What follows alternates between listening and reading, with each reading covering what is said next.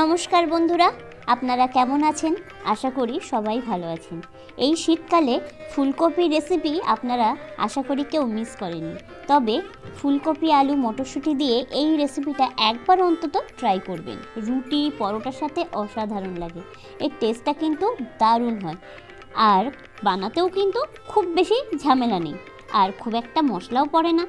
তো রাত্রেবেলা রুটির সাথে কিন্তু আপনারা চোখ বন্ধ করে এই রেসিপিটি বানিয়ে নিতে পারেন। তো চলুন কিভাবে বানাতে হয় দেখে নিই। প্রথমে সমস্ত উপকরণ একসাথে সিদ্ধ করে নিতে হবে। এখানে আমি নিয়েছি দুটো বড় সাইজের আলু, একটা মিডিয়াম সাইজের ফুলকপি, আর 10টা মটরশুঁটি, আর একটা ছোট টমেটো। সবই একসাথে আমি সিদ্ধ করে নেব।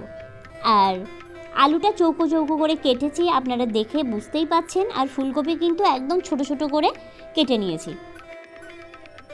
2 থেকে 3 মিনিট মতো একটু সিদ্ধ করে নিতে হবে। খুব বেশি কিন্তু সিদ্ধ করা চলবে না। ফুলকপি আলু একেবারে যদি সিদ্ধ হয়ে যায় এর টেস্টটা কিন্তু একদমই খারাপ হয়ে যাবে। আর এর মধ্যে দিয়ে দিতে হবে অল্প একটু লবণ দিয়ে একটু নাড়াচাড়া করে আমি জলটা কিন্তু ছেঁকে নেব। দেখেই বুঝতে পারছেন, মোটামুটি একবার ভালোভাবে ফুটে উঠলেই আমি গ্যাসের ফ্লেমটা অফ করে দিয়ে জল ঝেড়ে ফেলব। ফুলকপির মধ্যে একটা আলাদা গন্ধ থাকে, অনেকের ফুলকপি খেলে কিন্তু গ্যাস হয়। ওই জন্য এইভাবে যদি ছেঁকে নেওয়া যায় তাহলে কিন্তু তরকারির টেস্টটাও খুব ভালো হয়।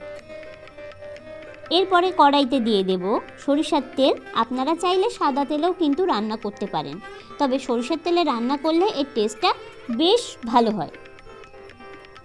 কড়া গরম হয়ে গেলে এর মধ্যে আমি দিয়ে দেব কালো জিরে ফোড়ন দিয়ে আমি এর মধ্যে দিয়ে দেব সমস্ত উপকরণ, যে উপকরণগুলো আমি সিদ্ধ করে রেখেছিলাম। এর মধ্যে টমেটো, ফুলকপি, আলু আর মটরশুঁটি আছে। এই 3-4 রকম উপকরণ দিয়ে রাত্রেবেলা রুটি কিংবা ভাতের সাথে কিন্তু দারুণ জমে যাবে। এরপরে দিয়ে দিলাম 2টো চিড়ে রাখা কাঁচা লঙ্কা দিয়ে একটু নাড়িয়ে চাড়িয়ে নিয়ে এর মধ্যে দিয়ে দেব অল্প পরিমাণে হলুদ কিন্তু খুব বেশি দেওয়া চলবে না। হলুদটা দিয়ে একটু নাড়িয়ে চাড়িয়ে নেব। আর এই তরকারি রান্না করতে খুব একটা ঝামেলা নেই, তবে দারুণ হয় খেতে। একবার অন্তত এইভাবে বাড়িতে বানিয়ে দেখবেন। এরপরে আমি দিয়ে দেব অল্প পরিমাণে গ্রেট করে রাখা আদা। এই আদাটা দিলে এই তরকারির টেস্টটা কিন্তু একটু অন্য মাত্রা নেয়। আদাটা কিন্তু একেবারেই স্কিপ করা যাবে না। আলু ফুলকপি খুব ভালোভাবে ভাজা হয়ে গেলে এর মধ্যে দিয়ে দেব জলটা দিয়ে একটু নাড়িয়ে চাড়িয়ে আমি ঢাকা দিয়ে রাখবো মোটামুটি 5 থেকে 6 মিনিট মতো, যতক্ষণ না পর্যন্ত এই তরকারিটা একটা ভালো রকম ফুট না আসে। এরপরে এর মধ্যে দিয়ে দেব পরিমাণ মতো